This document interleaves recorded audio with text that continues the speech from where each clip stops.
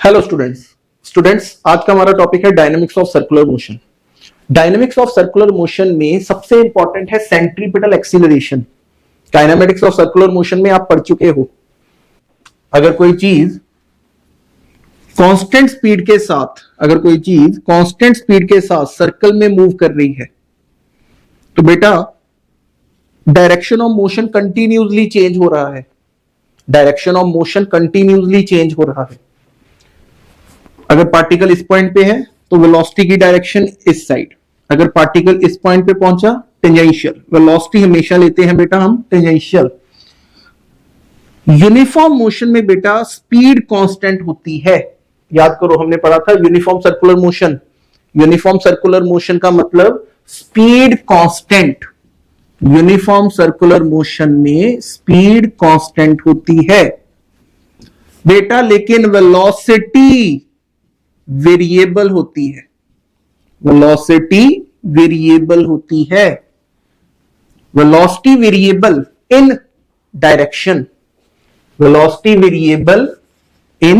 Direction. क्यों? क्योंकि velocity की डायरेक्शन कंटिन्यूसली चेंज हो रही है।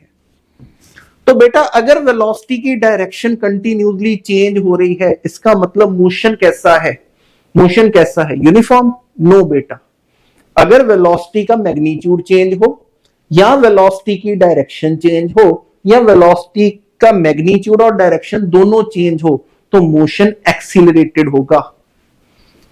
Uniform circular motion is an accelerated motion. Uniform circular motion is an accelerated motion. Uniform circular motion में acceleration मिल रही होती है, एक्सीलरेशन लग रही है। कौन सी एक्सीलरेशन? बेटा सेंट्रीपिटल एक्सीलरेशन।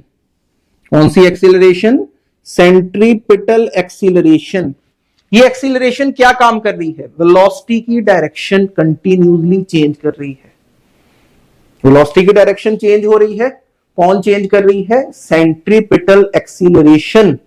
और बेटा ये सेंट्रीपिटल एक्सीलरेशन हमेशा एक्ट करेगी टुवर्ड सेंटर।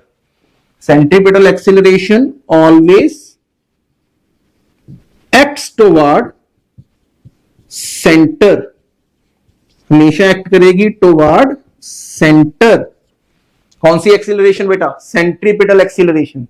सेंट्रीपिटल एक्सीलरेशन की डायरेक्शन हमेशा किस साइड होगी? सेंटर की तरफ। अच्छा, ऑलवेज एक्ट्स टुवर्ड सेंटर। अच्छा, इस सेंट्रीपिटल एक्सीलरेशन का मैग्नीट्यूड क्या होगा? बेटा v स्क्वायर बाय r। इस सेंट्रीपिटल एक्सीलरेशन का magnitude v square by r और r ओमेगा स्क्वायर। बेटा v स्पीड, वेलोसिटी का मैग्नीट्यूड चेंज नहीं हो रहा। हमने कहा है यूनिफॉर्म सर्कुलर मोशन में स्पीड कांस्टेंट होती है। यूनिफॉर्म सर्कुलर मोशन में स्पीड कांस्टेंट होती है। स्पीड का मतलब वेलोसिटी का मैग्नीट्यूड कांस्टेंट है, लेकिन वेलोसिटी की डायरेक्शन कंटिन्यूसली चेंज हो रही है। कौन रिस्पॉन्सिबल है वेलोसिटी की डायरेक्शन चेंज करने के लिए? सेंट्रीपिटल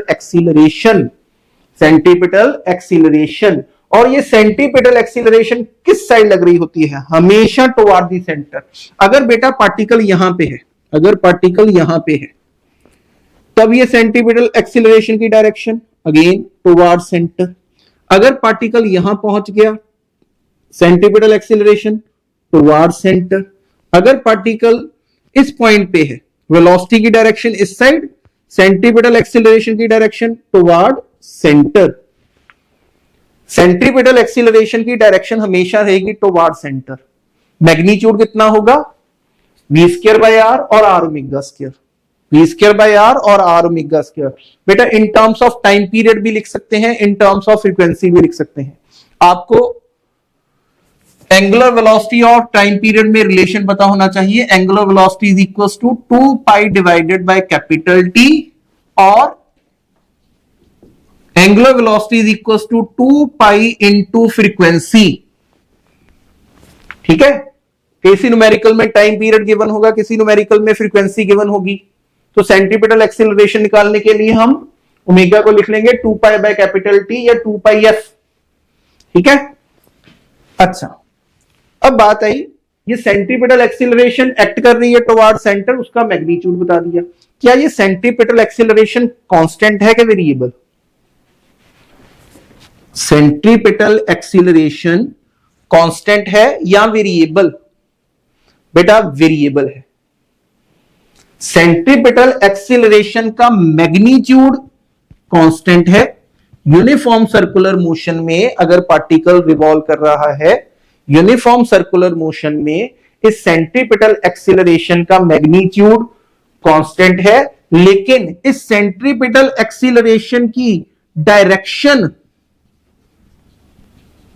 चेंज हो रही है, डायरेक्शन चेंज हो रही है।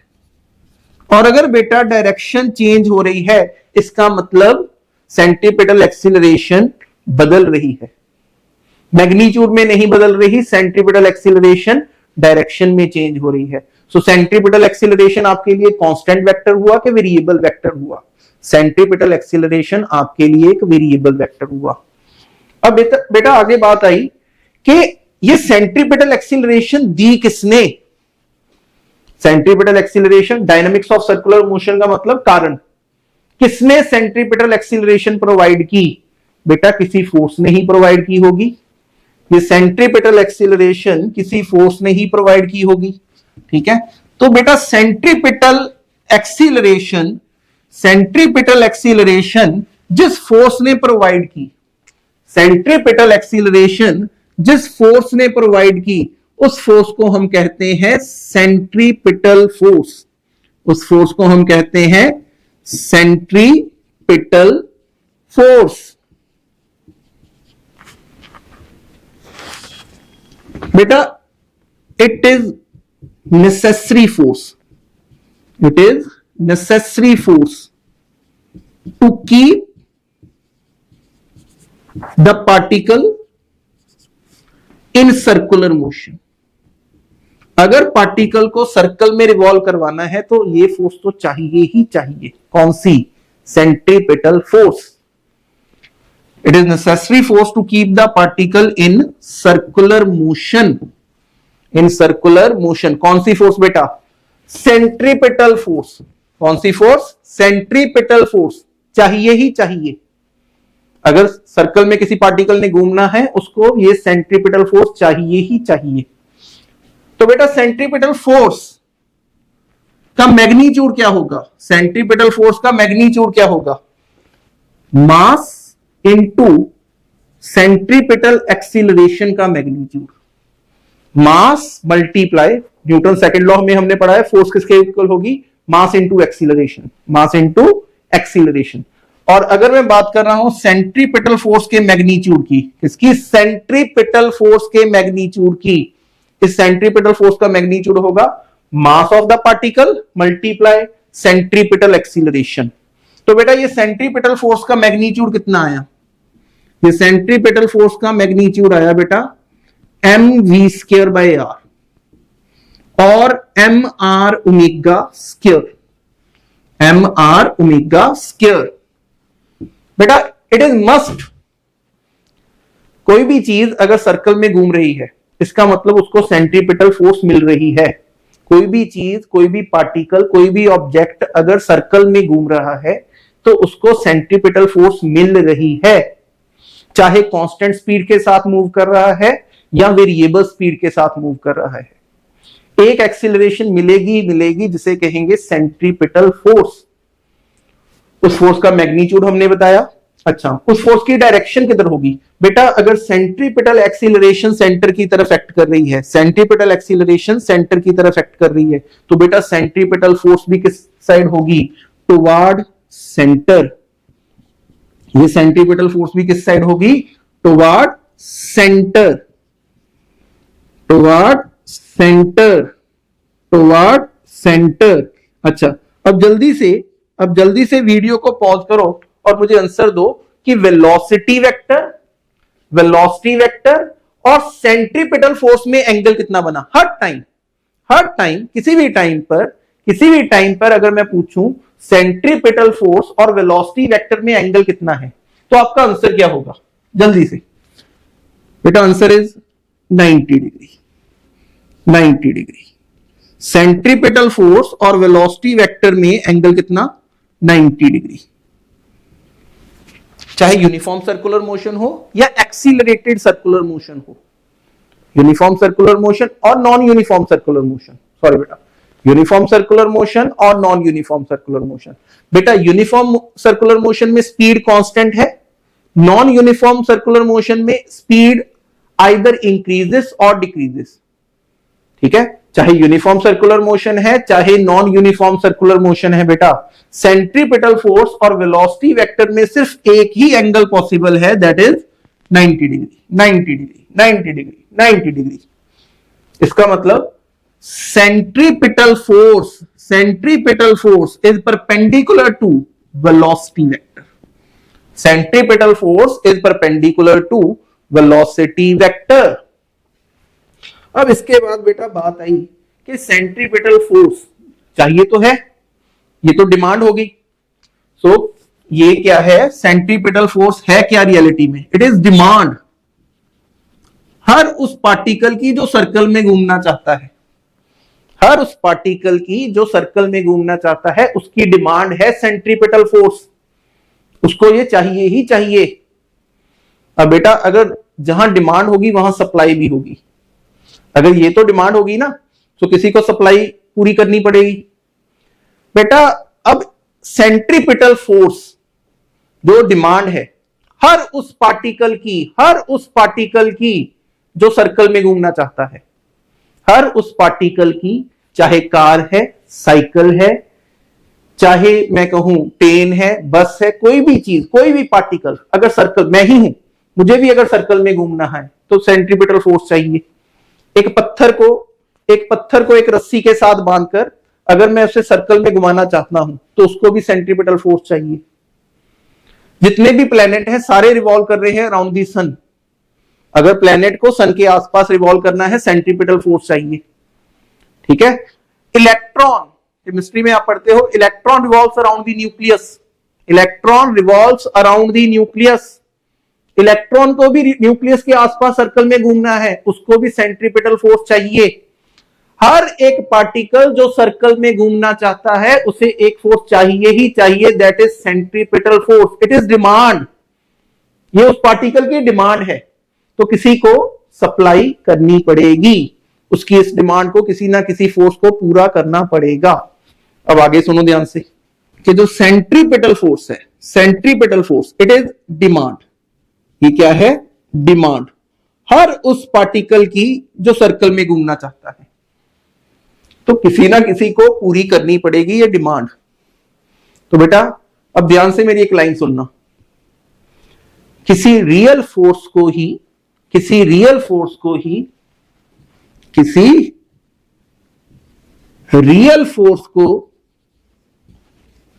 ये डिमांड पूरी करनी पड़ेगी। ये डिमांड पूरी करनी पड़ेगी।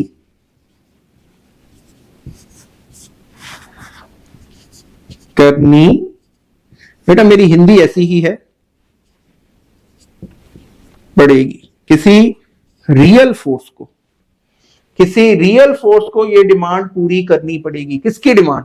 उस ऑब्जेक्ट की जो सर्कल में घूमना चाहता है। उसकी डिमांड क्या है? सेंट्रीपिटल फोर्स चाहिए मुझे क्या चाहिए? सेंट्रीपिटल फोर्स चाहिए। तो बेटा कोई रियल फोर्स ही उसकी ये डिमांड पूरी करेगी। मैंने एक स्ट्रिंग के साथ, स्ट्रिंग मतलब सोचो एक वायर, एक थ्रेड, एक रस्सी के साथ एक स्टोन को बांध लिया। एक स्टोन को मैंने एक रस्सी के साथ बांध लिया और उसको सर्कल में घुमाना शुरू कर दिया। एक स्टोन को रस्सी के साथ बांधा, उसे सर्कल में घुमाना शुरू कर दिया। और अगर मैंने उसे सर्कल में घुमाना शुरू कर दिया तो उसकी सेंट्रीपिटल फोर्स की डिमांड किसने पूरी की? मैंने कहा कोई रियल फोर्स ही ये डिमांड पूरी करेगी। अब बेटा ये रहा पत्थर जिसका मास है m, ये रहा पत्थर जिसका मास है m, स्टोन। ठीक है। अब इसका वेट किधर एक्ट कर रहा है? नीचे को। मैं कैसे घुमा रहा हूं? हॉरिजॉन्टल सर्कल में, ऐसे। हॉरिजॉन्टल सर्कल में घुमा रहा हूं, उसका मास किधर एक्ट कर रहा है, उसका वेट किधर एक्ट कर रहा है, नीचे को, उसका वेट किधर एक्ट कर रहा है, नीचे को, कितना mg। अच्छा, रिएक्शन ऊपर को, रिएक्शन ऊपर को। अच्छा, एक स्ट्रिंग में भी फोर्स लगती है, एक स्ट्रिंग में भी फोर्स लगती है, जैसे कहते हैं टेंशन इन द स्ट्रिंग। किस साइड होगी बेटा, हमेशा टेंशन इन द स्ट्रिंग, कभी भी किसी स्ट्रिंग में टेंशन की डायरेक्शन शो करनी हो, away from the body. Tension in the string is always acts away from the body. और बॉडी कहां है, बॉडी यहां है, जिसका मास है m। तो टेंशन किधर होगी स्ट्रिंग में, टुवर्ड सेंटर, टुवर्ड सेंटर। बेटा अब ध्यान से देखो जरा, क्या वेट सेंट्रीपिटल फोर्स प्रोवाइड कर रहा है? सर अपने कहा सेंट्रीपिटल फोर्स तो लगती है सेंटर की तरफ। सेंट्रीपिटल फोर्स किस डायरेक्शन में लगती है, सेंटर की तरफ। वेट तो नीचे को एक्ट कर रहा है, वेट नीचे को एक्ट कर रहा है, आर ऊपर को एक्ट कर रहा है, रिएक्शन ऊपर को एक्ट कर रहा है। तो बेटा ना वेट सेंट्रीपिटल फोर्स प्रोवाइड कर रहा है, normal reaction centripetal force provide कर रहा है। बेटा सेंटर की तरफ कौन सी फोर्स लग रही है, सेंटर की तरफ कौन सी फोर्स लग रही है? जब ये पार्टिकल सर्कल में रिवॉल्व कर रहा है, जब ये पार्टिकल सर्कल में रिवॉल्व कर रहा है, इसे सेंट्रीपिटल फोर्स चाहिए थी, किसी रियल फोर्स ने ही प्रोवाइड करनी है। किसने प्रोवाइड की? बेटा टेंशन इन द स्ट्रिंग। ये आपको क्वेश्चन भी आता है, tension in the string provide necessary centripetal force, provides necessary centripetal force. मतलब इस केस में सेंट्रीपिटल फोर्स किसने प्रोवाइड की? Tension in the string. Simple सा answer, tension in the string. मतलब मैं क्या लिखूंगा कि टेंशन किसके इक्वल है? सेंट्रीपिटल फोर्स की। और सेंट्रीपिटल फोर्स का फॉर्मूला mv²/r। टेंशन किसके इक्वल? सेंट्रीपिटल फोर्स के। टेंशन ने ही प्रोवाइड की ना सेंट्रीपिटल फोर्स। इस केस में सेंट्रीपिटल फोर्स किसने प्रोवाइड की? Tension in the string. मतलब टेंशन ही सेंट्रीपिटल फोर्स प्रोवाइड कर रही है। सो टेंशन किसके इक्वल? mv²/r। r क्या है? इस सर्कल का रेडियस, जिस सर्कल में ये पार्टिकल घूम रहा है उस सर्कल का रेडियस। m क्या है? उसका मास। और v क्या है? उसकी स्पीड। v क्या है? उसकी स्पीड। सो टेंशन किसके इक्वल आई बेटा? mv²/r। अच्छा बेटा r किसके इक्वल? r किसके इक्वल? r is equal to mg। r is equal to mg। So centre की तरफ टेंशन लग रही थी, तो इसलिए हमारा आंसर आया tension in the string provide necessary centripetal force. अच्छा एक और एग्जांपल देखो, सेकेंड एग्जांपल। हमें पता है, अगर मैं कहूं कि इलेक्ट्रॉन रिवॉल्व कर रहा है अराउंड द न्यूक्लियस, अगर एक इलेक्ट्रॉन रिवॉल्व कर रहा है around the nucleus in a certain orbit. कौन रिवॉल्व कर रहा है बेटा? इलेक्ट्रॉन। किसके आसपास? न्यूक्लियस के। अगर ये इलेक्ट्रॉन रिवॉल्व कर रहा है तो इसको भी सेंट्रीपिटल फोर्स चाहिए ही चाहिए। इलेक्ट्रॉन को सर्कल में घूमने के लिए सेंट्रीपिटल फोर्स चाहिए ही चाहिए। कौन देगा? कोई रियल फोर्स। कौन देगा? कोई रियल फोर्स। बेटा कौन सी रियल फोर्स ने इस केस में सेंट्रीपिटल फोर्स प्रोवाइड की? जरा ध्यान से देखिए,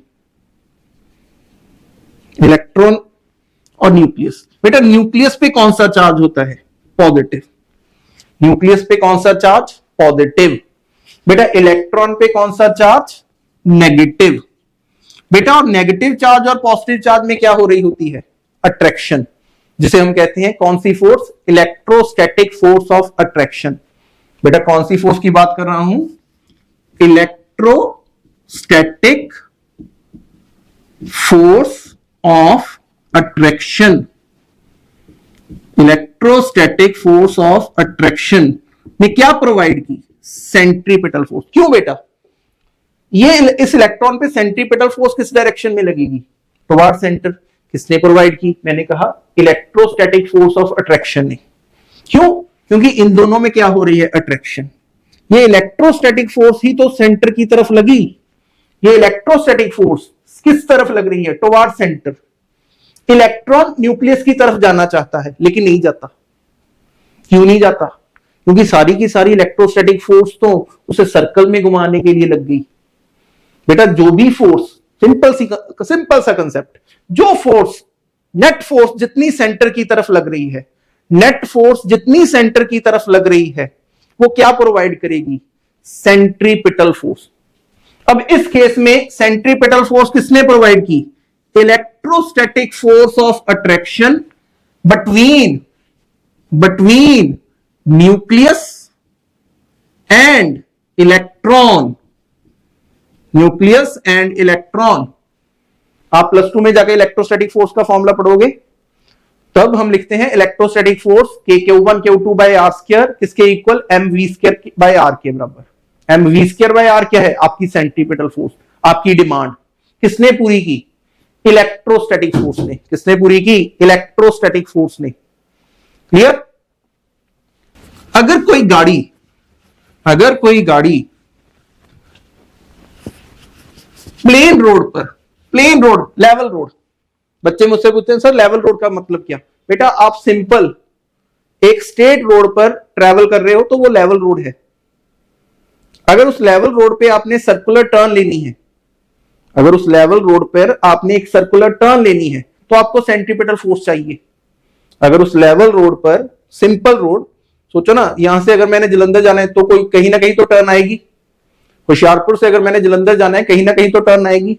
और जब मेरी गाड़ी टर्न ले रही है तो सेंट्रीपिटल फोर्स मिल रही है उसको, सेंट्रीपिटल फोर्स उसको मिल रही है। अगर कार लेवल रोड पर सर्कुलर टर्न ले रही है, अगर level road simple plain straight road, कोई बेंड नहीं उस रोड में, उस लेवल रोड पर अगर वो टर्न ले रही है तो सेंट्रीपिटल फोर्स तो उसको भी चाहिए। सेंट्रीपिटल फोर्स बेटा प्रोवाइड किसने की?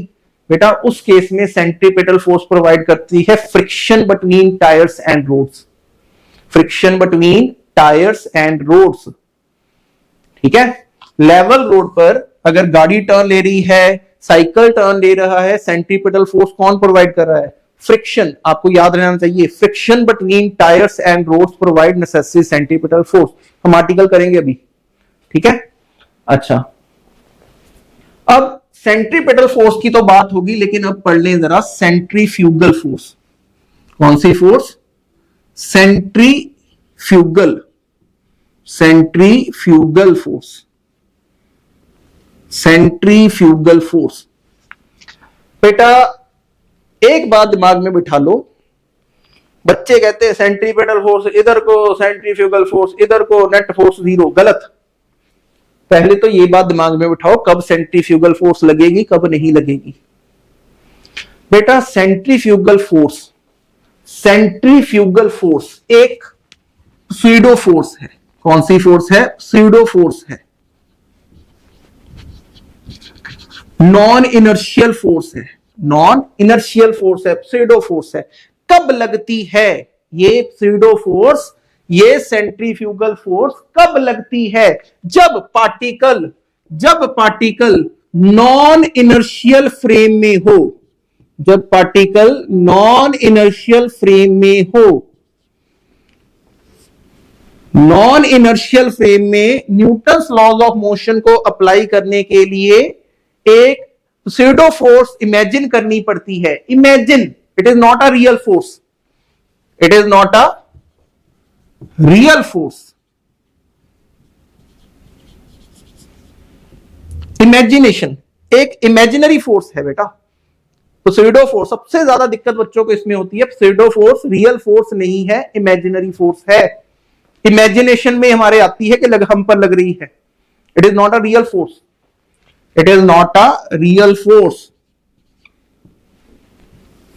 एक पार्टिकल इमेजिन करेगा, एक पार्टिकल इमेजिन करेगा कि उस पर एक ये फोर्स भी लग रही है। कब? अगर वो नॉन इनर्शियल फ्रेम में हो। सर समझ में नहीं आया, सर समझ में नहीं आया। बेटा सोचो, ये एक एक्सिस ऑफ रोटेशन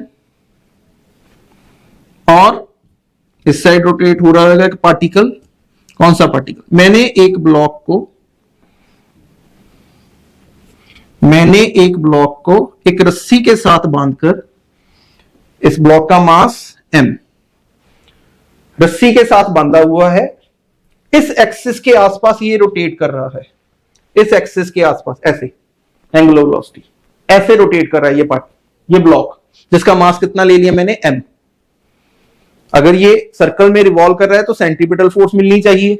अच्छा, किसने दी? सर आपने थोड़ी देर पहले बताया टेंशन प्रोवाइड करेगी, स्ट्रिंग में एक फोर्स होगी, टेंशन प्रोवाइड करेगी। कौन प्रोवाइड करेगी? टेंशन प्रोवाइड करेगी सेंट्रीपिटल फोर्स। अब बेटा सेंट्रीफ्यूगल फोर्स की कहानी सुनो। सोचो मैं इस बॉक्स के ऊपर बैठ जाऊं, मैं इस बॉक्स के ऊपर बैठ जाऊं,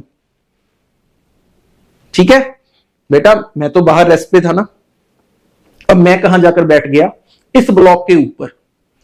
ये ब्लॉक रोटेट हो रहा है, ये ब्लॉक रोटेट हो रहा है, मतलब एक ऐसे फ्रेम ऑफ रेफरेंस में जाकर मैं बैठ गया जो एक्सीलरेटेड है।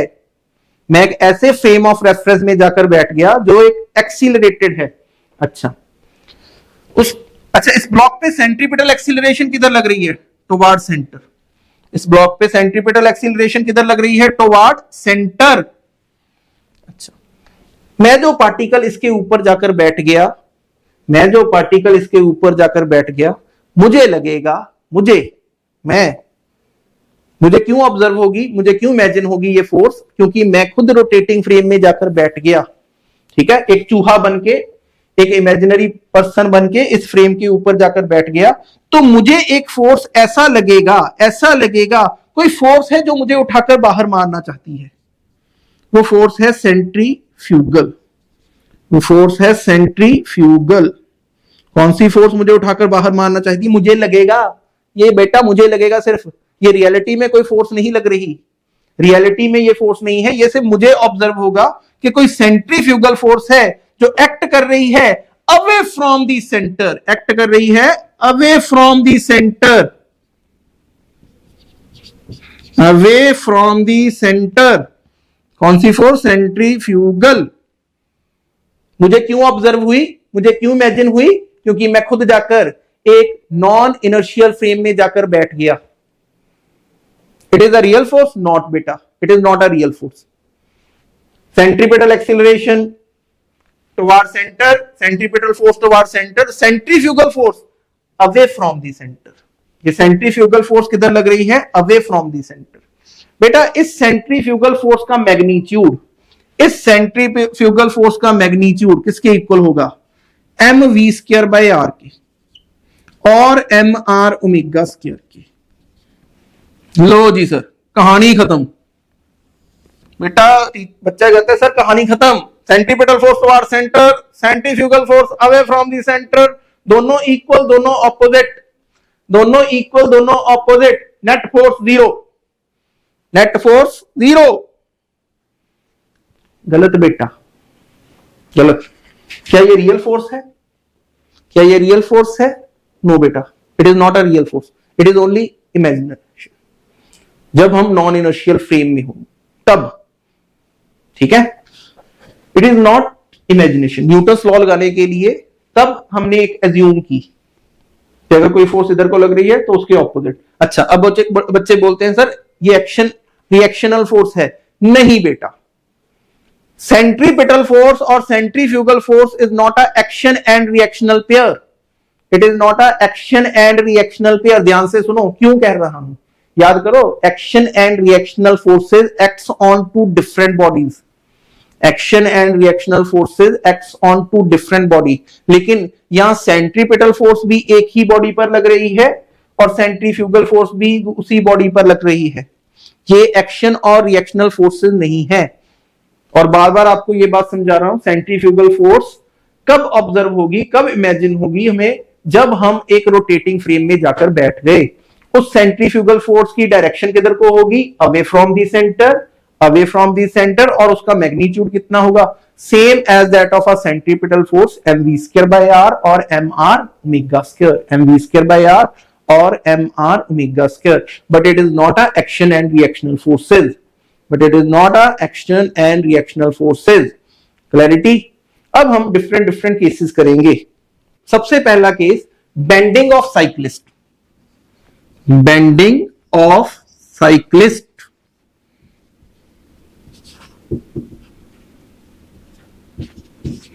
while taking a circular turn, bending of cyclist while taking a circular turn, जब एक साइक्लिस्ट ने टर्न लेनी हो तो वो बेंड क्यों होता है?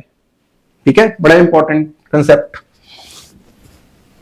अगर एक साइक्लिस्ट ने सर्कल में टर्न लेनी है तो वो बेंड क्यों होगा? देखते हैं बेटा, अगर एक साइक्लिस्ट बेंड हो रहा है, सोचो, तो बेटा उस साइक्लिस्ट का वेट तो नीचे को एक्ट कर रहा है। वेट मतलब mg। जब साइक्लिस्ट बेंड होगा, हमने ले लिया एंगल ऑफ बेंडिंग थीटा, हमने लिया एंगल ऑफ बेंडिंग थीटा। ठीक है, सर्कल में घूमेगा, सर्कल में घूमेगा। अच्छा बेटा, नॉर्मल रिएक्शन जिसे हम कहते हैं ना रिएक्शनल फोर्स, बेटा अगर बॉडी बिल्कुल स्ट्रेट है, एक हॉरिजॉन्टल सरफेस पर बॉडी को रखा हो, तब तो उसका नॉर्मल रिएक्शन बिल्कुल परपेंडिकुलर होगा। लेकिन अगर बॉडी इंक्लाइन प्लेन पे, डिक्लाइन प्लेन पर, और जब बेंडिंग होगी, अब बॉडी की बेंडिंग होगी, तो इसका नॉर्मल रिएक्शन भी इस साइड गया। ठीक है ना, अब बॉडी बेंड है ना, बॉडी बेंड है, और जब बॉडी बेंड है तो उसका नॉर्मल रिएक्शन भी उधर को गया। अगर इधर को बेंड हो गई तो नॉर्मल रिएक्शन इस साइड जाएगा। सीधा खड़ा है तब नॉर्मल रिएक्शन ऊपर को।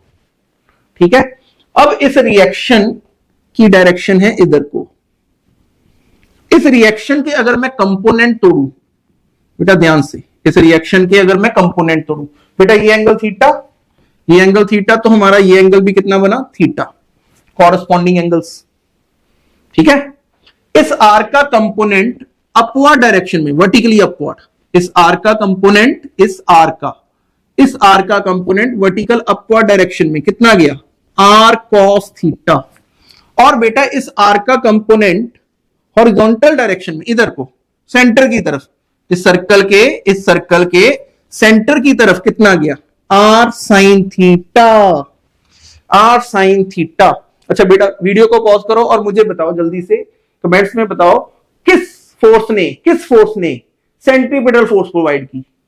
मैंने कहा था ना, कोई रियल फोर्स ही सेंट्रीपिटल फोर्स प्रोवाइड करेगी। इस केस में सेंट्रीपिटल फोर्स किसने प्रोवाइड की? बेटा वेट ने, आर कॉस थीटा ने, आर ने, या आर साइन थीटा ने? ये जिस सर्कल में घूम रहा है, इस सर्कल के सेंटर की तरफ कौन सी फोर्स लगी? आर कॉस थीटा, mg या आर साइन थीटा? ठीक है, R cos theta, R sine theta या mg? बेटा कौन सी फोर्स? R sine theta. बेटा इस आर साइन थीटा ने क्या प्रोवाइड की? Centripetal force. डिमांड थी ना इसकी, सर्कल में घूमना चाहता था, centripetal force is a demand. बेटा किसने पूरी की? आर साइन थीटा ने। बेटा जो कंपोनेंट सेंटर की तरफ एक्ट कर रहा है, आर का, वो प्रोवाइड करेगा necessary centripetal force. So R sine theta ने प्रोवाइड की नेसेसरी सेंट्रीपिटल फोर्स। फॉर्मूला बेटा mv² by r। What is R? Radius. What is R? Radius of the circle. जिस सर्कल में वो टर्न ले रहा है उस सर्कल का radius. R sine theta provide necessary centripetal force. बेटा अच्छा, वेट को कौन बैलेंस कर रहा है? बेटा ऊपर को आर कॉस थीटा, नीचे को mg, आर कॉस थीटा, नीचे को mg। Resultant force 0। इसका मतलब R cos theta minus mg is equal to 0। R cos theta minus mg, ये आंसर 0। क्यों 0 बेटा? क्योंकि बेटा ना चीज ऊपर जा रही है ना चीज नीचे जा रही है। इसका मतलब ये दोनों फोर्सेस आपस में क्या है? इक्वल है। इसका मतलब ये आर कॉस थीटा किसके इक्वल आया बेटा? mg के। आर कॉस थीटा किसके इक्वल आया? mg के। बेटा डिवाइड कर दो दोनों इक्वेशंस को डिवाइड कर दो। जब मैं are sine theta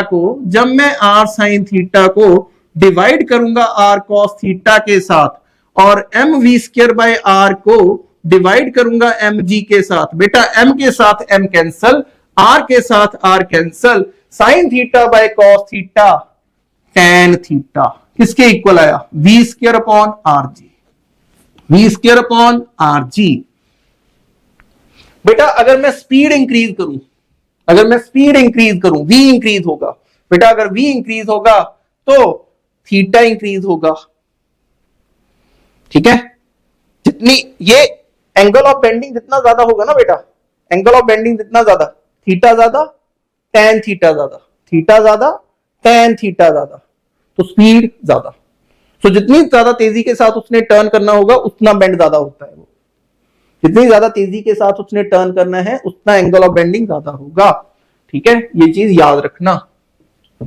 so tan theta is equal to V square upon R G, और बेटा इस फॉर्मूले से लिख सकते हैं v is equal to under root R G tan theta, under root R G tan theta. Clear बेटा? So बेटा देखो आपको क्वेश्चन मिला, साइक्लिस्ट क्यों बेंड होता है? ताकि सेंट्रीपिटल फोर्स मिल सके। अच्छा, किस कंपोनेंट ने, आर के किस कंपोनेंट ने सेंट्रीपिटल फोर्स प्रोवाइड की? आर साइन थीटा ने। अच्छा, वेट को किसने बैलेंस किया? वेट को किसने बैलेंस किया? आर कॉस थीटा ने। सो आंसर मिलने शुरू हुए। ठीक है, अच्छा next article, motion of a car, motion of a car on a circular level road, on a circular level road। और मैंने आपको पहले एग्जांपल में अब समझाया कि सर्कुलर रोड पर अगर किसी गाड़ी ने सर्कुलर लेवल रोड पर अगर किसी गाड़ी ने टर्न लेनी है तो उसे सेंट्रीपिटल फोर्स चाहिए। कौन प्रोवाइड करेगा? Friction between tyres and roads, friction between tyres and roads. ठीक है, सो बेटा ये हमारा लेवल रोड और हमारी कार ने टर्न लेनी है, लेवल रोड प्लेन।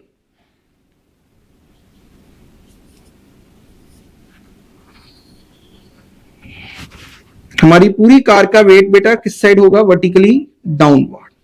हमारी पूरी कार का वेट किस साइड होगा बेटा? Vertically downward. ठीक है, normal reaction upward, normal reaction upward. ठीक है, जब बेटा लेवल सर्कुलर रोड पर हमने टर्न लेनी, हमारे सारी गाड़ी के दोनों टायर्स उस तरफ होते हैं, हमारे दोनों टायर्स उस तरफ होते हैं। किस साइड?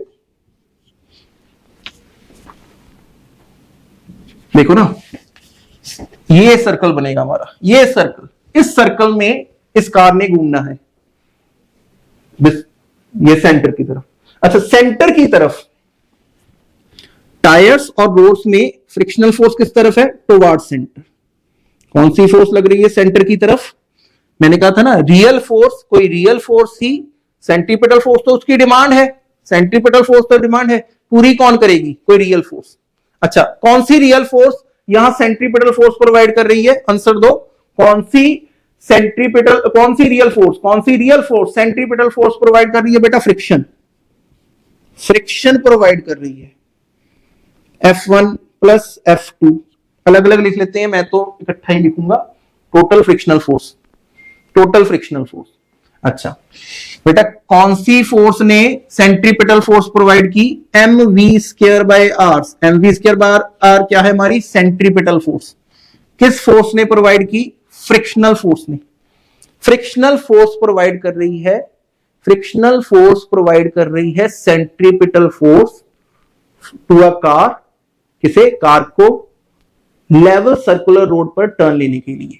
ठीक है, बात दिमाग में रखना। ठीक है, अच्छा, लेकिन अब फ्रिक्शनल फोर्स की तो एक लिमिट है, फ्रिक्शनल फोर्स की मैक्सिमम वैल्यू की एक लिमिट है।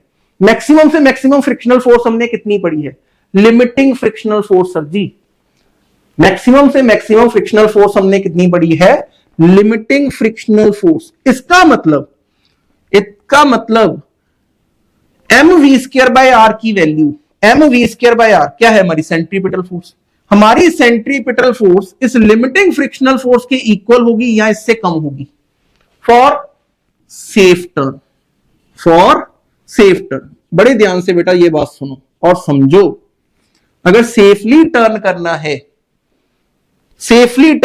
है, फ्रिक्शन ज्यादा होनी चाहिए, और फ्रिक्शन की ज्यादा से ज्यादा वैल्यू हमें कितनी पता है? Limiting frictional force must be greater और equals to mv square by R for safely turn. बड़ी इंपॉर्टेंट बात है। अच्छा बेटा, अब लिमिटिंग फ्रिक्शनल फोर्स किसके equal?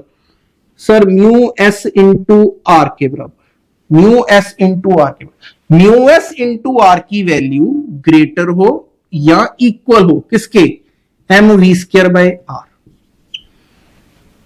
M V square by R की value mu S by R के इक्वल हो सकती है या उससे कम, तभी गाड़ी सेफली टर्न करेगी बेटा, वरना स्किड कर जाएगी, वरना स्किड कर जाएगी। ठीक है, देखो बेटा सिंपल सी बात है, अगर ज्यादा स्पीड होगी, अगर कार की स्पीड ज्यादा होगी, इसका मतलब उसको ज्यादा सेंट्रीपिटल फोर्स चाहिए। अगर कार की स्पीड ज्यादा, उसको ज्यादा सेंट्रीपिटल फोर्स चाहिए। बेटा सेंट्रीपिटल फोर्स कौन प्रोवाइड कर रहा है? फ्रिक्शन।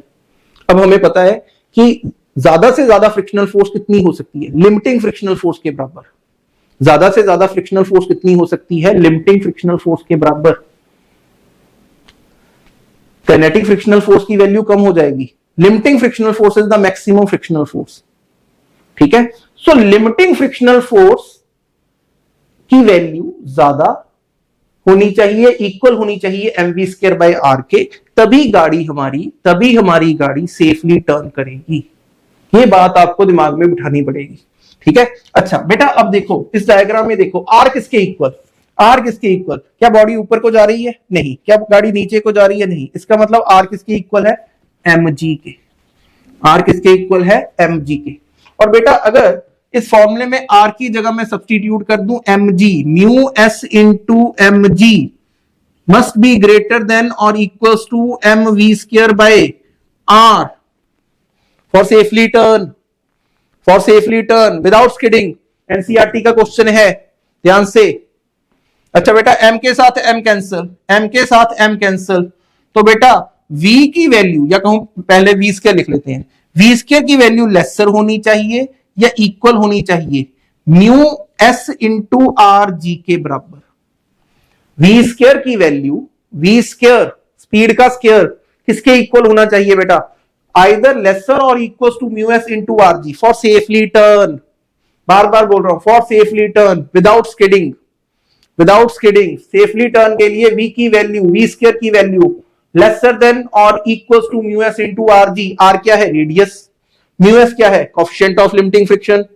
जी क्या है? Acceleration due to gravity. तो बेटा v की वैल्यू कितनी हुई? लेसर और equal to under root mu S into are G. NCERT का क्वेश्चन है हमारे पास कि स्पीड इतनी, कोएफिशिएंट ऑफ फ्रिक्शन इतना, क्या गाड़ी स्किड करेगी? क्या हमारा साइकिल स्किड करेगा कि नहीं करेगा? बेटा अगर v की वैल्यू, अगर v की वैल्यू जिस स्पीड के साथ वो टर्न कर रहा है, अगर v की value under root mu S R G के इक्वल है या उससे कम है, अगर v की value under root mu S R G के इक्वल है या उससे कम है, तब तो बेटा सेफली टर्न कर जाएगा।